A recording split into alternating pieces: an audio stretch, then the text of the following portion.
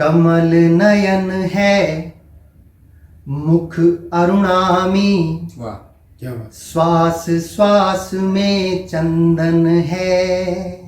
क्या बात, कमल नयन है मुख अरुणामी, श्वास श्वास में चंदन है। वाह सखियों मुझको सच बतलाना, हाँ। क्या ऐसे रघुनंदन है। क्या कहने क्या से, सखियों मुझको वाह। सच बतलाना, क्या ऐसे रघुनंदन है।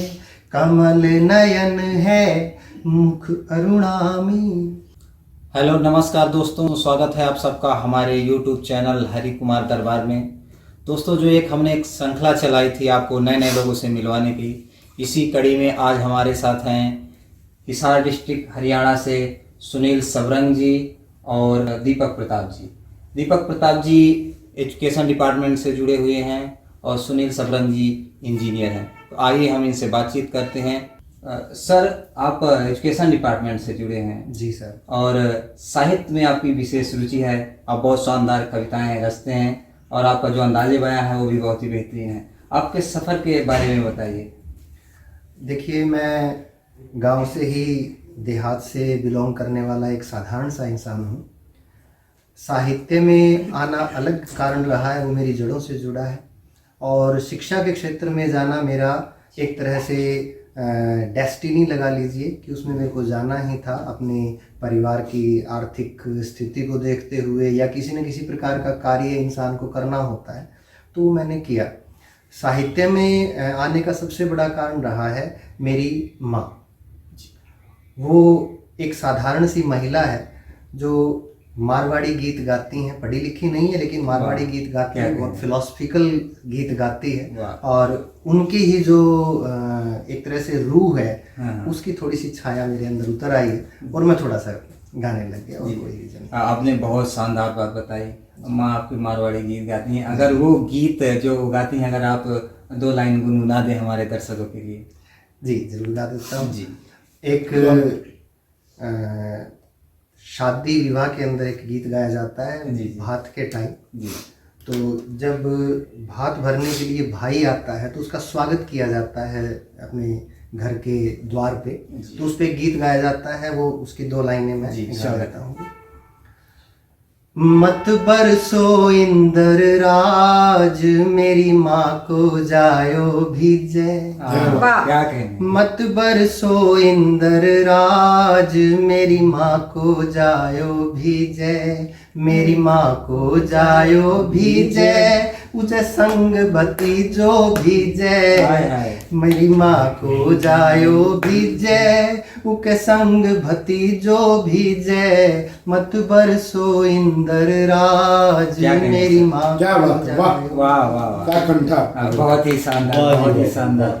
तो तभी मैंने जब आपको सुना पहली बार YouTube पर, तो मैं सोच रहा था कि हरियाणा की जो लैंग्वेज है, जो छाप बनी हुई है कि ऐसी ठेठ भाषा है, लेकिन आप इतने सुमधुर गीत प्रस्तुत कर रहे थे, तो ये कहाँ से आती हैं चीज़ें अब जाके मालूम लगा। सुनील सबरंग जी, मैं आपसे भी आपके सफ़र के बारे में, जो आपका साहित्यिक सफ़र है, कहाँ से शुरू होता है, कैसे शुरू होता है, वो जरूर जानना। उसकी भी मैं बात करूंगा। दीपक जी से मेरा तारुफ हुआ पिछले चंद वर्षों पहले जी, और जो इनकी कंठ है और इनकी हिंदी भाषा पे जो पकड़ है, हाँ बिल्कुल, आप इससे अंदाजा लगा लीजिए कि हम एक ही स्कूल के पढ़े हुए हैं। और कोई किसी का दिल टूटता है जब कोई वो लेक्चरर बन जाता तो दीपक जी बनते हैं, जब वो इंजीनियर बन जाता तो सुनील सबरंग। अरे क्या कहने। तो कहानी का तोड़ सारे का सारा यही है। मैं कोई पुराना शायर नहीं हूँ, मैं 4-5 साल पहले से मैंने लिखना शुरू किया, और कहीं ना कहीं हालात बड़े मुश्किल थे। हालात ने मुझे लिखना सिखाया। मैं ज़्यादा कोई हिंदी भाषा का ज्ञानी नहीं हूँ, लेकिन मुझे जो हालात जो मुझे मेरे सामने आए, तो उनसे माँ शारदे ने मुझे कलम दी और मैं लिखने की कोशिश करता हूँ। इतनी सी छोटी सी कहानी है, ज़्यादा कुछ लंबा चौड़ा इतिहास नहीं है। तो शुरुआती जो आपकी रचनाएं रही हैं, आप मूलतः गज़ल कहते हैं, तो जो शुरुआती शेर आपने कहे हैं, अगर उनकी बानगी कुछ हमारे दर्शकों के लिए। मैं 4 लाइनों से, मैं जो परिचय की पंक्तियों से मैं बात करता हूँ कि जो कहीं भी मैं अगर कविता पाठ करता हूँ या किसी में महफिल में जाता हूँ कि रात से लड़ता हुआ जुगनू दिखाई देगा। रात से लड़ता हुआ जुगनू दिखाई देगा, मेरा लिखना मेरे होने की गवाही देगा। क्या कहेंगे। और ढूंढता फिरता है कि तुझको बुतखानों में वाह। माँ की सूरत को देख तुझको रब दिखाई देगा। क्या बहुत कहेंगे, अच्छा। क्या कहेंगे, क्या कहेंगे। वाह, बहुत ही शानदार आपने परिचय दिया।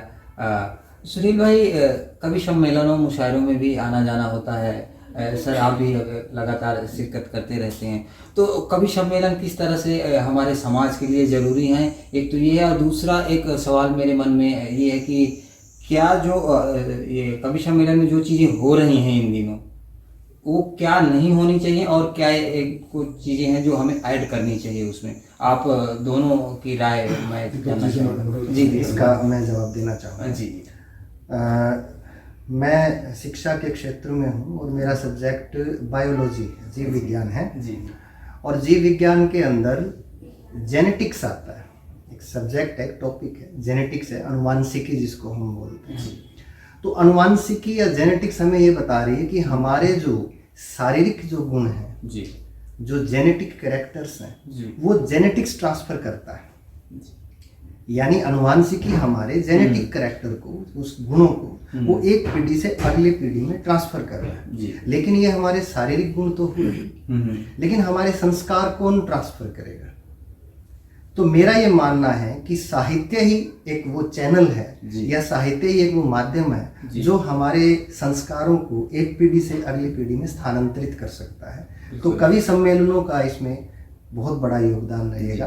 और मैं इसके लिए सभी जितने भी मंच है साहित्य से जुड़े हुए, मैं उनको यही कहना चाहूँगा कि संस्कारों को लेकर रचनाएं रखिए, ताकि हमारी पीढ़ियों में हमारे संस्कार जो है, देखिए भारतीय जो एक तरह से जीवन रहा है वो बहुत सुदृढ़ भी रहा है और उच्च स्तर का रहा है, तो वो स्थानांतरित आपका साहित्य कर पाएगा। साहित्य का और कवि सम्मेलनों का ये योगदान रहेगा, मेरा ये मानना है व्यक्तिगत। जी जी, सुनील जी नहीं, आप। दीपक जी ने कहा वो बिल्कुल सही बात है। वो जो संस्कार ट्रांसफर है जी, वो कहीं ना कहीं आगे जो अगली पीढ़ी को जाना है, वो कहीं ना कहीं कवि सम्मेलन उसमें एक बड़ी भूमिका निभा सकते हैं। दूसरा, आजकल जो कवि सम्मेलनों में चल रहा है, जो बाजारवाद आ गया है जी, दूसरा फुहड़ता आ गई है, हाँ। तो ये कहीं ना कहीं कम होनी चाहिए। अच्छे कवि हैं, अच्छी कविताएं प्रस्तुत होनी चाहिए ताकि वो चीज हो।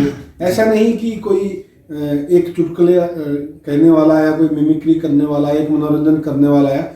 कविता केवल 2 घंटे का माध्यम नहीं है कि 2 घंटे का मनोरंजन नहीं है। वहां से आप कुछ ना कुछ लेके आते हैं, आप आत्म मंथन के लिए चीजें लेके आते हैं, तो वो चीजें बनी रहनी चाहिए और उसको बढ़ावा मिलना चाहिए। यही मेरा नहीं, बहुत ही शानदार है सुनील भाई आपने कहा। सुनील भाई, आप मंचों में भी रहते हैं और गोष्ठियों में भी आपकी शिरकत रहती है लगातार, क्या फर्क है गोष्ठियों में और कवि सम्मेलन या मुशायरे के मंच में? देखिए, आपको मैं बताऊं कि काव्य गोष्ठी के अंदर क्या होता है, सारे कवि होते हैं। आप कहीं ना कहीं प्रयोगशाला का काम करते हैं, वो एक प्रयोगशाला का कार्य करती है। वहां आप अपना नया लिखा हुआ कोई भी कंटेंट है, अपनी कविता है, अपनी गजल है, अपनी शायरी है, जो भी है, तो आप प्रस्तुत करेंगे। तो जानकार लोग वहाँ आपके हैं, आपसे सीनियर हैं, आपसे वरिष्ठ लोग हैं, तो उसमें अगर कोई खामी होगी वो भी आप बताएंगे, आपको बताएंगे। आपको भी कहीं ना कहीं अंदाजा लग जाता है जब आप सुनाते हैं कि कहीं ना कहीं मैंने चूक की है, या फिर वरिष्ठ जो हैं, सीनियर हैं, वो लोग आपको बताते हैं। और जगह जगह जहाँ भी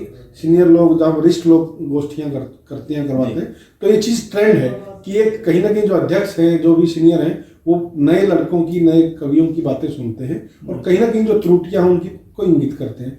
दूसरा, आपने बोला कवि सम्मेलन।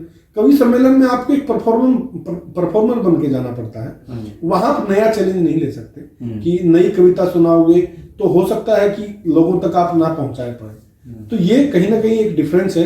कवि सम्मेलन में आपको पूरी प्रिपेयर होके हर चीज आपको जांच पड़ताल करके, और जो ऑडियंस सुनना चाह रही है जी, वही आपको सुनाना पड़ेगा, अदरवाइज आपकी कामयाबी थोड़ी सी आपसे दूर रहेगी। अब बहुत अच्छा आपने मुझे एक सवाल और दे दिया कि जो ऑडियंस सुनना चाह रही है, इन दिनों शायद ऐसा ही कवि मान के चल रहे हैं और ऐसा ही लिख रहे हैं हमारे साहब, तो क्या ऐसा नहीं हो सकता कि जो चीज़ें हम उन्हें सुनाना चाहें वो श्रोता सुने? बिल्कुल बिल्कुल हो सकता है।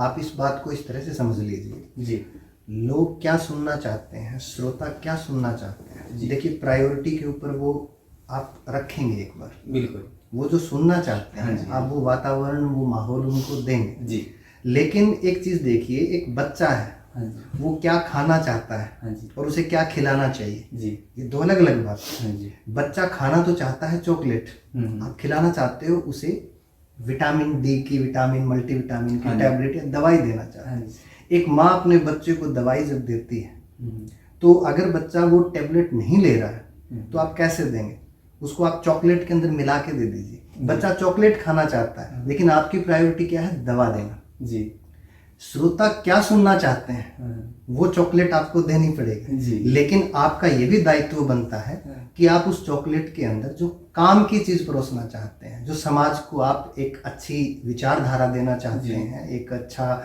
एक तरह से प्लेटफॉर्म के जरिए जो देना चाहते हैं, वो उस चॉकलेट के अंदर दवाई मिलाने जैसा होना चाहिए। जी। तो आप श्रोता जो चाहते हैं उनको दीजिए, लेकिन उसमें आप काम की चीज भी परोसते रहिए। और सुनील भाई आप हास्य भी बहुत अच्छा करते बिल्कुल, हैं, शानदार। और मेरे मन में मैंने एक आपका ये जोक सुना था, आप इससे रिलेट करके कि चॉकलेट भी देनी है और देनी कैसे है दवा के साथ, वो लड्डू वाला अगर आप सुनाना चाहें हमारे दर्शकों के लिए।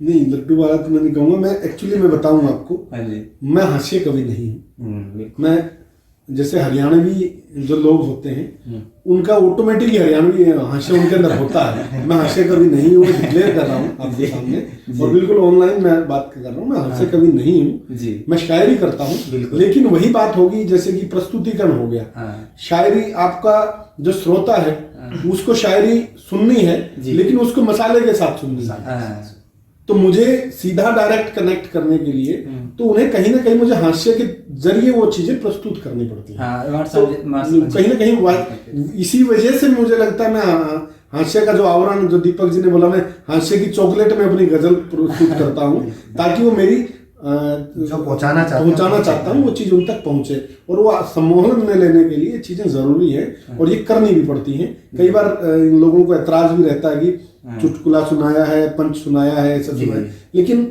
मुझे ऐसा लगता है 10% का आप आवरण रखेंगे अपनी चॉकलेट के, आपकी गजल के अंदर, आपकी कविता के ऊपर, बहुत अच्छा रहता है। अदरवाइज आप 90% चुटकुला सुनाएंगे, 10% गजल सुनाएंगे या तो आपके ऊपर भी सवाल उठेगा। ये चीजें जो आजकल में अनुपात आपको जैसे विटामिन डी देनी थी तो ऐसा नहीं कि चॉकलेट 90% और विटामिन डी, चॉकलेट 10% और आप बाकी विटामिन डी। नहीं तो कई बार ऐसा भी तो होता है, जैसे बच्चों को एक टेबलेट देनी है, कोई वो नहीं खा रहा है, बोले डॉक्टर साहब ने सुझाव दिया कि लड्डू के अंदर डाल के दे दो। डॉक्टर उसको पूछा बच्चे को, आपने दवा ले ली बेटा? बोला हाँ जी, दवा तो ले ली, बाकी उसका बीज फेंक दिया निकाल के। कहीं तो देखिए, ये तो आपकी जिम्मेदारी बन जाती है, ये प्रतिभाएं कहीं कहीं पैदा हो जाती हैं। ये हरियाणा का ही होगा वो बच्चा। अच्छा, मैं कहता हूँ ना कि हरियाणा का नॉर्मली अनन्य देवरिया जी है, मेरे परम मित्र हैं, वो भी कहते हैं कि हरियाणा में हास्य ही ज्यादातर चलता है, गजलें बहुत कम लोग कहते हैं। ऐसा है, आजकल तो कह रहे हैं, लेकिन बहुत कम लोगों की चलती है। तो कहीं ना कहीं बिरला, जैसे दीपक जी से मैं बात करूं, मेरा तो मैं जैसे बिहेवियर में भी लेके आता हूं कि हरियाणा का जो देसीपना है वो बातों में भी मेरी लगेगा। दीपक जी से आपको कहीं नहीं लगेगा कि कहीं भी वेस्ट जो आपका जो उत्तर प्रदेश है उसकी भाषा को भी माफी देंगे। बहुत शानदार इनका उच्चारण है, तो आप देख सकते हैं। हाँ, निश्चित रूप से। अच्छा, ये जो पेमेंट होती है, मैं लिफाफे की वजन की बात कर रहा हूँ कवि सम्मेलन में, तो इसमें क्या क्राइटेरिया देखते हैं? जैसे मास्टर साहब हैं और आप परम मित्र हैं और एक साथ किसी कवि सम्मेलन में चले गए, तो क्या आपको बराबर पेमेंट मिलेगी या शरीर के वजन के हिसाब से देते हैं? नहीं, शरीर का वजन नहीं है, ये चीजें देखिए, वजन तो लगता है, ये पता नहीं कौन सा वजन। नॉर्मली अगर आप बड़े कवि सम्मेलनों की बात करेंगे तो वहां पे आपको परफॉर्मेंस के बेस पे ही कार्यक्रम चलता है। दूसरा, पेमेंट, मैं पेमेंट के लिए कार्य नहीं करता और दीपक जी भी नहीं करते। जहां तक हमारा मेन बिजनेस जो है, मैं इंजीनियर हूँ ऊना में, और सर का खुद का इंस्टीट्यूट है और खुद वो करते हैं, पढ़ाते हैं। तो इनका, हमारा इस चीज से कोई लेना देना नहीं है। हम शौकिया अपने शौक के लिए चीजें करते हैं, एंटरटेन करते हैं ताकि अपनी बात। मेरा क्वेश्चन नहीं था, वो किसी ने कमेंट करके पूछा था, किसी को पूछ लेना बड़े साहब को, तो इसलिए मैंने पूछ लिया। उन साहब को अपने संदेश दे दें कि वजन ही मायने रखता है, अपने गुणों का है, लेखन का है या शारीरिक है, वो उनको खुद को तय करना है कि आप क्या चीज तोलना चाहते हैं। बिल्कुल। अब गोष्ठियों की बात करें, कवि सम्मेलन के पहले, तो गोष्ठी में जैसे किस तरह की रचनाएं, आपने जैसे बताया कि कोई नई कविता हमने रची है, तो मैं चाहता हूँ कि इसी बहाने एक एक कविता हम सुन लें अपने दर्शकों के लिए। वही बात होगी, हमारे दोनों हाथ एक जा रहा है कि मैं भी इसी तरह से मैं ज़्यादा याद नहीं है, फिर मैं 3-4 शेर पढ़ता हूँ कि अभी की शर्म से यूं पानी पानी हो रही है। जी वाह। अभी क्यों शर्म से यूं पानी पानी हो रही है, ये गलती कौन सी तुमसे पहली बारी हो रही है। वाह, बहुत क्या अच्छा। क्या बहुत और अच्छा से। हमारी छत टपकती है अभी भी बारिशों में, वाह, तुम्हारे ख्वाब की सड़कें भी पक्की हो रही है। क्या कहने हैं, क्या कहने हैं। तुम्हारे ख्वाब की सड़कें भी पक्की हो रही है, वाह। और हमारी जान की कीमत गिराओ है फरिश्तों, वाह, हमारी जान की कीमत गिराओ है फरिश्तों, हमारे कातिलों में मारा मारी है। आए क्या कहने हैं। वाह, और हमारा जिस्म पत्थर हो चुका है इस कदर, हम्म, हमारा जिस्म पत्थर हो चुका है इस कदर, इसे लगते ही हर तलवार टेढ़ी हो रही है। क्या कहने हैं। बहुत वाह अच्छा, वाह क्या वाह वाह वाह वाह। मास्टर साहब। कमल नयन है मुख अरुणामी, वाह, क्या बात, श्वास श्वास में चंदन है। क्या बात। कमल नयन है मुख अरुणामी, श्वास श्वास में चंदन है। वाह। सखियों मुझको सच बतलाना, हाँ। क्या ऐसे रघुनंदन है। क्या कहने क्या हैं। सखियों मुझको वाह। सच बतलाना, क्या ऐसे रघुनंदन है। कमल नयन है मुख अरुणामी। एक बंद सुना देता हूँ। जी स्वागत। भुजा हिमालय धनुष धारणी, उर्सागर समधीर धरे। वाह, भुजा हिमालय धनुष धारणी, उर्सागर समधीर धरे। बड़ा राम से नाम राम का, जो हर दुख हर पीर क्या हरे। कहेंगे। वाह। बड़ा राम से नाम राम का, जो हर दुख हर पीर हरे। जिन पलकों पर क्या कहने हैं। धरा सवेरा, वाह, क्या बात। जिन पलकों पर धरा सवेरा, सांझ ढले तिन नैनन है। जिन पलकों पर धरा सवेरा, सांझ ढले तिन नैनन है। सखियों मुझको सच बतलाना, वाह। क्या ऐसे रघुनंदन है। वाह, क्या सखियों मुझको सच बतलाना, क्या ऐसे रघुनंदन है। कमल नयन वाह है। वाह वाह। क्या कहने मास्टर साहब, बहुत ही शानदार, बहुत ही शानदार। मेरा लालच और बढ़ गया है मास्टर साहब और सुनील भाई आपको सुन के। तो ये तो नशिस्त वाली बात हो गई, गोष्ठी वाली बात हो गई। इस सिलसिले को थोड़ा आगे बढ़ा के हम कवि सम्मेलन वाली अगर बात करें, तो मैं वहाँ से भी जो मंचों से आप पढ़ते हैं वो भी दर्शकों के लिए सुनना चाहेंगे। अभी आप फिर मुझे एक उसमें डाल रहे हैं जी। कि दिल की धड़कन को सुनकर लौट आएंगे। क्या कहेंगे। दिल की धड़कन को सुनकर लौट आएंगे, लाजमी ही गम के लश्कर लौट आएंगे। आए है, क्या कहेंगे, क्या शेर है। दिल की धड़कन को सुनकर, वाह, दिल की धड़कन को सुनकर लौट आएंगे, लाजमी ही गम के लश्कर लौट आएंगे। वाह, और जितनी शिद्दत से हम पे फेंकते हो तुम, वाह। उतनी शिद्दत में पत्थर लौट अरे क्या कहेंगे। वाह, क्या जितनी शिद्दत से हम पे फेंकते हो तुम, उतनी शिद्दत में पत्थर लौट आएंगे। वाह, और वाह। हमको भी एक तिल्स्म तोड़ना है, क्या कहेंगे। तो हम भी रोज मगहर लौट आए बहुत आए अच्छा, आए, बहुत क्या हमें भी सूफियाना है, थोड़ी तोड़ना है, क्या सूफियाना है। वाह वाह, रोज मगहर लौट आएंगे। क्या कहेंगे, क्या कहेंगे। बहुत शानदार सुनील भाई। मास्टर साहब मैं आपका रुख करूंगा, एक आध गीत और अगर आप प्रस्तुत करना चाहें। मैं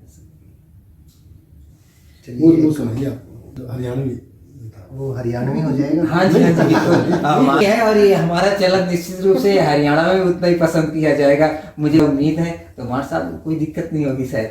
मैं इसके संदर्भ में एक आपको वाकया बताता हाँ हूँ। जी जी प्लीज। मैं कहीं कोई इंटरव्यू में बैठा था पैनल में, हाँ जी। और वहाँ पे किसी हरियाणवी कैंडिडेट की जब बात आई हाँ जी। तो वहाँ ये बात रखी गई कि हरियाणवी भाषा आप प्रयोग नहीं करेंगे। हाँ जी। तो उन्होंने कहा भी क्यों नहीं करेंगे, आप बताइए, भाषा का और काम का तो संबंध गलत हो गया। बिल्कुल बिल्कुल। आपको काम करना है। तो उन्होंने कहा कि ये बड़े रूड होते हैं, बड़े रूड होते हैं। तो फिर मैंने वहाँ बीच में थोड़ा सा दखलंदाजी की। हाँ जी। मैंने कहा जी ये जो रूड शब्द है ये हरियाणवी है क्या? अरे वाह, क्या कहने हैं। तो उन्होंने कहा नहीं, ये रूड शब्द तो अंग्रेजी भाषा का है। हाँ जी हाँ जी। तो मैंने कहा इसका मतलब अंग्रेजों में रूड होते होंगे। हाँ बिल्कुल, निश्चित रूप से। और जब तभी तो अंग्रेजों इजाद में हुआ। रूड होते हैं बिल्कुल। तो फिर हरियाणवी की क्यों चिपका दिया ये शब्द? आवश्यकता है। तो या तो हरियाणवी अंग्रेजों के बराबर के लोग हैं या फिर उनके शब्द गलत चिपका रखे हैं। बिल्कुल बिल्कुल, आपने बहुत वेल। ऐसा नहीं है, हाँ, भाषाएं तो सरस ही होती हैं, बिल्कुल। मीठी होती हैं। भावनाएं अगर क्रूर हो जाएं, भावनाएं अगर कष्टदायक हो जाएं तो भाषा अपने आप रूढ़ हो जाती बिल्कुल बिल्कुल। वो चीज चलती है। तो मैं हरियाणवी में आपको एक श्रृंगार गीत सुना रहा जी हूँ। स्वागत। एक चित्र है, देखिए। सुनील भाई, मैं चाहूंगा आप स्वागत है हरियाणवी में अगर बोले मास्टर साहब को। भाई एक बार सुनाओ, स्वागत आपका। जी जी मास्टर। नहीं, इनकी बोल भी आप देखेंगे हरियाणवी शब्द है, लहजा हरियाणवी नहीं मिलेगा आपको। हाँ, ये आपको डिफरेंस दिखेगा। मेरी टोन, मेरी जो एसेंट है वो हरियाणवी मिलेगा, सर का नहीं मिलेगा। बिल्कुल ना सुधरे हुए बच्चे हैं जो बोलते हैं ना, जिस स्कूल से मैं बिगड़ा हुआ उनके सुधरे प्रोफेसर बने टॉपर हो गए। तो उनकी ये देखते देखते उतरती है नहीं उतरती है। आपको भी लगेगा कि हरियाणवी भी ऐसी बात नहीं है, मीठी भाषा है। मीठी भाषा है, प्यार से बोली जाती है। एक चित्र देखिए, एक जो मिलन की रात का एक चित्र देखिए। जी स्वागत। घना अंधेरा आहा।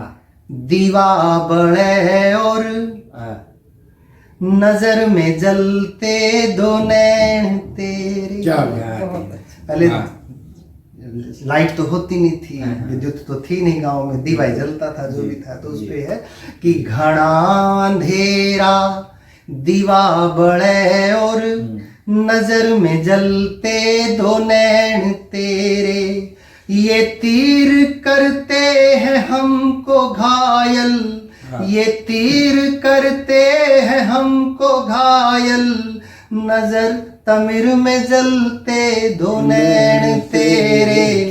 घना अंधेरा दीवा बड़े और नजर में जलते दो नैन तेरे। वाह। कति सबर तय घड़या राम ने, मरुए सायो रूप निराला। मरुए का फूल बहुत गठा हुआ होता है, अगर आपने देखा हो तो। कति सबर तय घड़या राम ने, मरुए सायो रूप निराला। ये हमको ठगते ये हमको छलते, पलक छपकते दो नैन तेरे। घना अंधेरा दीवा बड़े और नजर में जलते दो नैन तेरे। क्या कहने, क्या कहने। बहुत इसी को कहते हैं क्या हरियाणवी मौज कर। कोशिश करते रहोगे हरियाणवी ऐसे पाएगा। बिल्कुल बिल्कुल सही कहा आपने। मास्टर साहब, नए लेखकों के लिए कोई संदेश आप देना चाहें? नए, मैं खुद ही नया हूं तो मैं ज्ञान तो नहीं बांट सकता। नहीं, आने वाली पीढ़ी को अगर मैं कहूँ। लेकिन मैं ये मानता हूं कि जो भी नए रचनाकार हैं जी, सबसे पहले अपने बड़ों की जो लेखन के क्षेत्र में है उनकी संगत में रहे जी। और ये जो व्हाट्सएप फेसबुक का जो विद्यालय है ये छोड़कर किताबों में उतरे। वाह, क्या शानदार आपने बात। जितनी किताबें पढ़ेंगे उतने निखरेंगे। अगर आप ये सारा ज्ञान जो परोसा हुआ है, जो किसी नियति के तहत हो सकता है, किसी राजनीतिक षड्यंत्र के तहत हो सकता है, यहाँ से आपको ज्ञान जो मिलेगा वो मिलावटी मिलेगा। तो आप किताबों में उतरिए, साहित्य में तब उतर पाएंगे। तो मेरा यही है, ज्यादा पढ़ना बहुत जरूरी है। पढ़ना साहब। सुनील भाई, कहीं ना कहीं पढ़ने वाली बात सर ने बोली। जी। दूसरी, मैं तो शुरुआत कलम पकड़ी है, मैं तो ज़्यादा कुछ किसी को बोल नहीं पाऊंगा। लेकिन मुझे मेरे गुरुजी थे डॉक्टर कुंवर बेचन साहब, उन्होंने एक बात कही थी जी। उनसे ज़्यादा मुलाकातें मैं नहीं कर पाया, वक्त की वजह रही और वो इंतकाल भी उनका हो गया हाँ, पिछले जल्दी वर्ष। चले गए हमेशा। तो उन्होंने मुझे सारा बोलते ना कि एक ही लाइन के अंदर सारा ज्ञान उन्होंने मुझे दिया कि बेटा कि आप जब लिखो तो इस चीज का ध्यान रखो, उसके अंदर आप नजर आनी चाहिए। वाह, कोई भी क्या शानदार कलाकार बात कविता है। लिखता है, कवि लिखता है, तो उसमें वो उसकी शख्सियत, उसका किरदार चाहे कैसा भी हो, उसके अंदर नजर आना चाहिए। ये कहीं ना कहीं उन्होंने मुझे कही थी। मैं कोशिश करता हूँ, और अगर कोई सुन रहा है, कोई लिखना चाह रहा है, तो मैं उम्मीद करूंगा कि वो अपनी जो किरदार है उसके अंदर वो लेके आए। प्रेम का कोई भी रचनाकार है वो सबसे पहले स्वयं को लिखेगा, स्वयं को लिए फिर जगत को लिखेगा, बिल्कुल बिल्कुल। तो वहीं से फिर साहित्य जो है उसका आगे प्रगाढ़ होगा। जी, दीपक प्रताप जी, सुनील सबरंग भाई, बहुत मज़ा आया आपसे बातचीत करके। मन तो कर रहा कि इस सिलसिले को और बढ़ाएं आगे, लेकिन ये समय की अपनी सीमा है। बहुत मज़ा आया आपसे बातचीत करके। हम भी आपका तहे दिल से शुक्रिया अदा करते हैं, इतने व्यस्त समय में आप हमारे पास आए, अरे हम आपके पास आए। और मैं एक शेर कहूँगा, हाँ, बिल्कुल। ताकि हमने पल भर भी आराम नहीं किया फिर भी, हाँ, हमने पल भर भी आराम नहीं किया फिर भी, क्या कहने, जिंदगी भर कोई काम नहीं किया फिर भी, क्या कहने। और जानते थे हमें नाम ही करना है, और हाँ, जिंदगी में नाम ही नहीं किया फिर भी। अरे क्या क्या शानदार था, क्या शानदार था। रंज तो ये है कि नाम ही नहीं किया फिर भी। बहुत शुक्रिया। मेरी तरफ से आपका जो YouTube चैनल है, मैं दर्शकों से रूबरू हो रहा हूँ। हरि कुमार दरबार जो YouTube चैनल है, मेरी अनंत शुभकामनाएं इस चैनल के लिए हैं। कृपया इसे सब्सक्राइब करें, और आपके सुझाव जो हैं वो वहाँ पर मैसेज कमेंट बॉक्स में है, वो सुझाव डालिए, ताकि ये चैनल जो है वो साहित्य के क्षेत्र में कुछ नए कीर्तिमान स्थापित कर सके। नमस्कार। मैं भी यही उम्मीद करूंगा, आप लोग लाइक करें, शेयर करें, सब्सक्राइब करें, और आपकी भी अगर इच्छा है आप एक अपने साहित्य के क्षेत्र में, तो आप मिलिए। बिल्कुल, आप हमें कमेंट बॉक्स में बता सकते हैं, मैं ज़रूर आपसे मिलने की पूरी कोशिश करूंगा। और बने रहिए हमारे चैनल के साथ। अगर अभी तक आपने सब्सक्राइब नहीं किया तो सब्सक्राइब कर लीजिए, और वीडियो को लाइक और शेयर करना ना भूलें। जय हिंद। जय हिंद।